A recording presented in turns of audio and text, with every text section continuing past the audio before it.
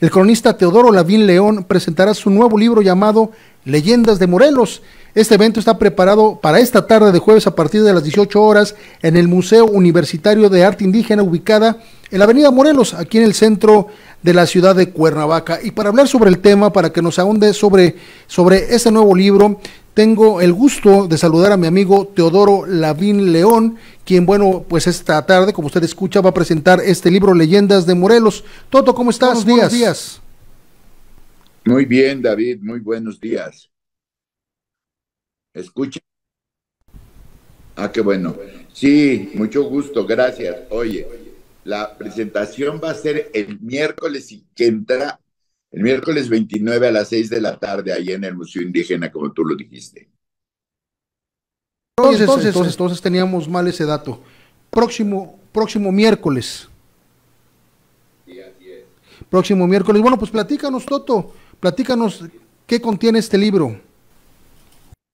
Bueno, este libro primero contiene un estudio académico de lo que es la leyenda, por qué, cómo nacen las leyendas, cómo se dan las leyendas en el mundo, porque es todo un proceso. La importancia de la leyenda en la historia y en el, desde luego, porque la historia, la memoria, la leyenda y la historia están desde luego relacionadas.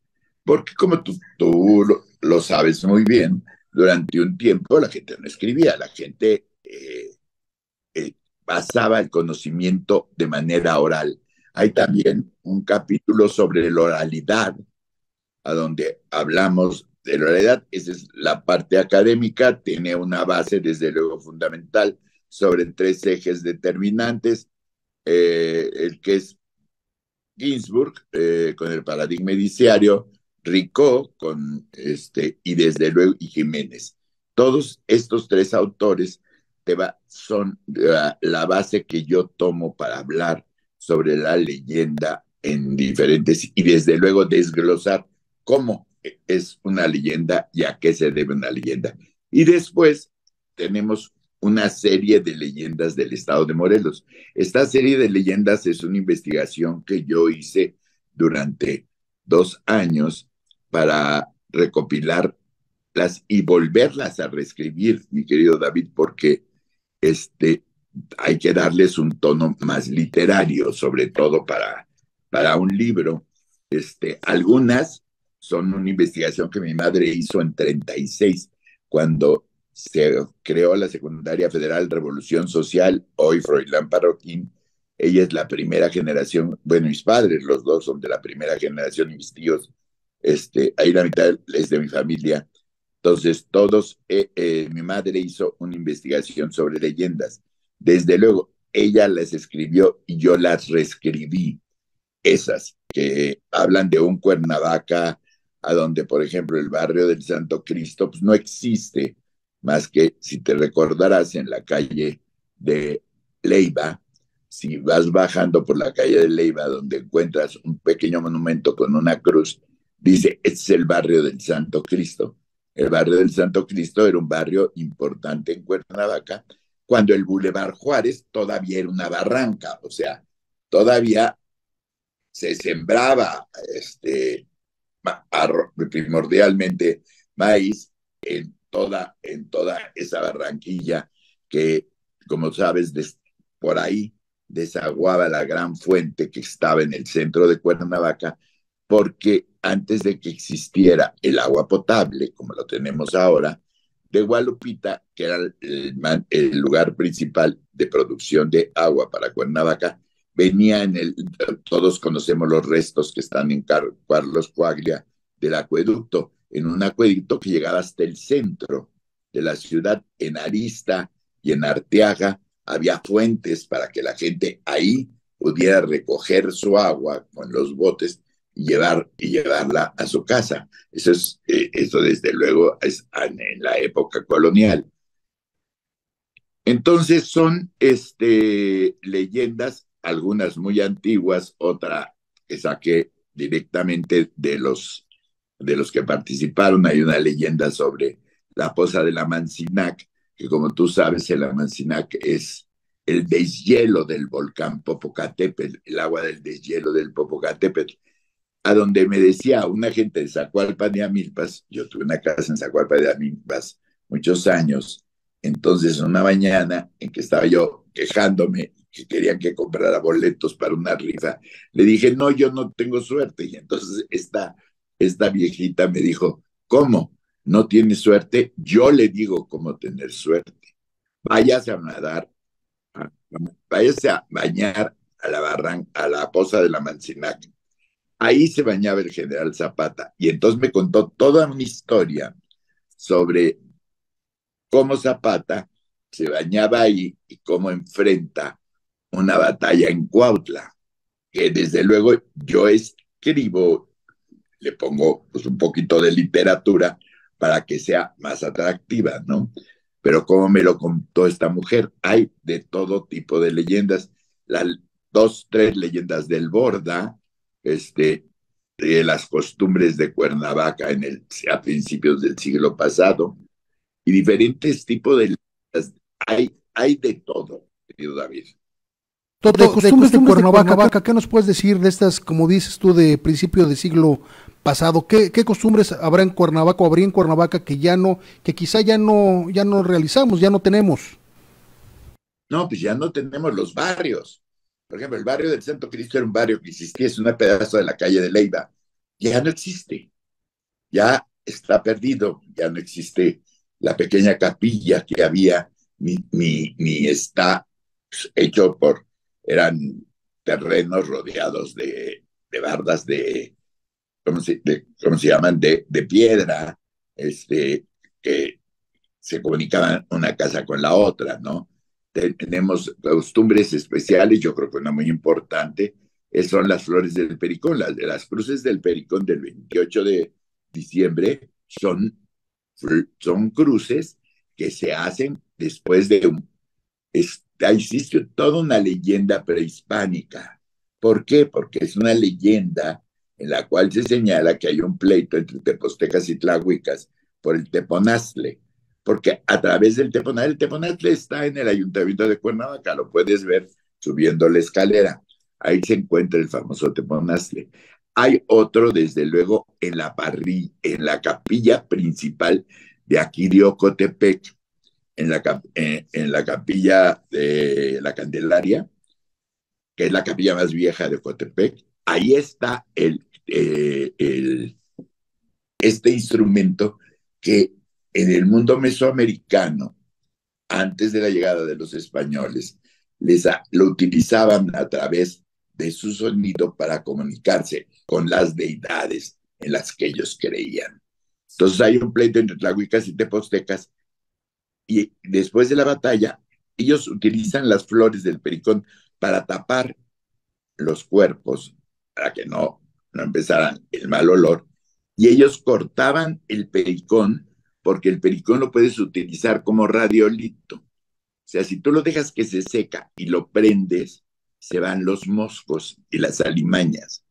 Entonces, antes de que llegaran los españoles, ellos cortaban grandes cantidades de pericón, lo llevaban a sus casas, a las cuales primero adornaban en los floreros, y más tarde lo dejaban secar y lo utilizaban para espantar alimañas.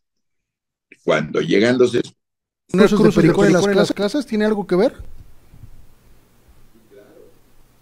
Cuando llegan los españoles se dan cuenta, ven cuál es la ceremonia que ellos realizan, y entonces los sacerdotes muy inteligentemente, porque la verdad es que es una visión muy inteligente, ellos les dicen, ok, sí, pero bueno, ustedes van y cortan el pericón, pero ustedes deben de saber que el 28 en la noche, a las 12 de la noche, sale el diablo.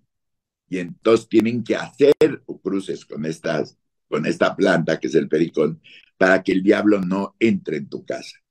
Entonces de ahí nace la costumbre de poner estas cruces del pericón. Es una costumbre de Cuernavaca, no es una costumbre de otro lado. Se ha extendido hacia el Estado de México y hacia Puebla primordialmente, pero es una costumbre que en Cuernavaca de la primera parte, la primera base es de el pleito o la batalla entre tlahuicas y tepostecas por el teponaztle. Entonces, son diferentes. Esa es una costumbre de Cuernavaca. Otra que hablamos en los cortes del Pericón, la calle que se llama Manuel Suárez, ahora en nombre de don Manuel Suárez, el papá de mi querido amigo Marcos Manuel Suárez Ruiz, en paz descanse.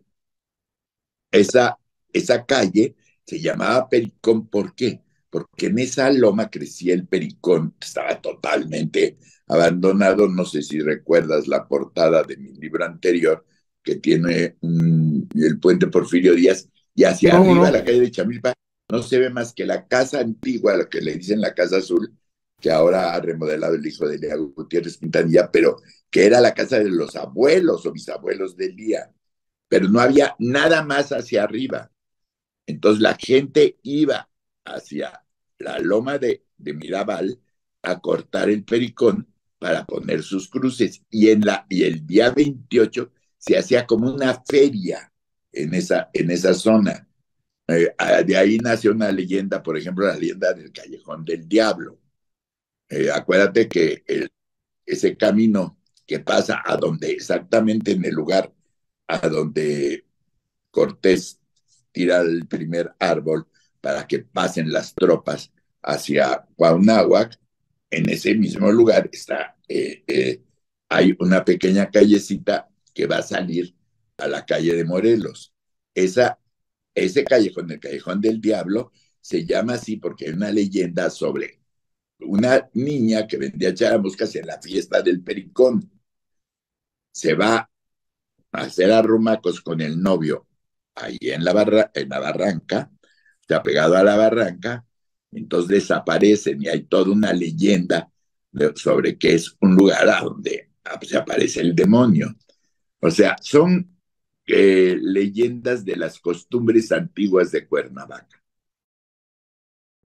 Porque la leyenda que habla de nuestras antiguas costumbres nos da identidad y nos arraiga a nuestra tierra. Y vamos a entender el porqué de muchas cosas. Por eso hay leyendas de Cuautla, hay leyendas de Jojutla, hay leyendas de Tetecala, desde luego leyendas muy antiguas, reescritas por mí, por ejemplo, del barrio de San Francisco en el centro. La iglesia de San Francisco estaba a donde está el Cine Morelos.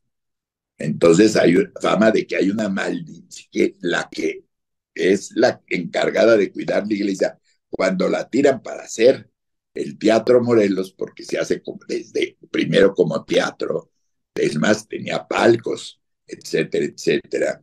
Acuérdate, le echa la maldición, y por eso se ha quemado 2 veces lo que ahora es el Cine Morelos. Entonces, es parte de una leyenda de principios del siglo pasado en Cuernavaca. Podría quedar platicando toda la mañana contigo, Toto, con todo este conocimiento de las costumbres de Cuernavaca, con todo este conocimiento que tienes de la Cuernavaca, que ya se nos fue, lamentablemente, pero afortunadamente gente como tú que hace el rescate de todas estas leyendas, de todas estas tradiciones, de todos estos personajes que nos dan idea del porqué de muchas cosas, por ejemplo, de lo del Pericón, por ejemplo, bueno, muchas cosas que suceden en Cuernavaca que no sabemos por qué son así o por qué se llaman así.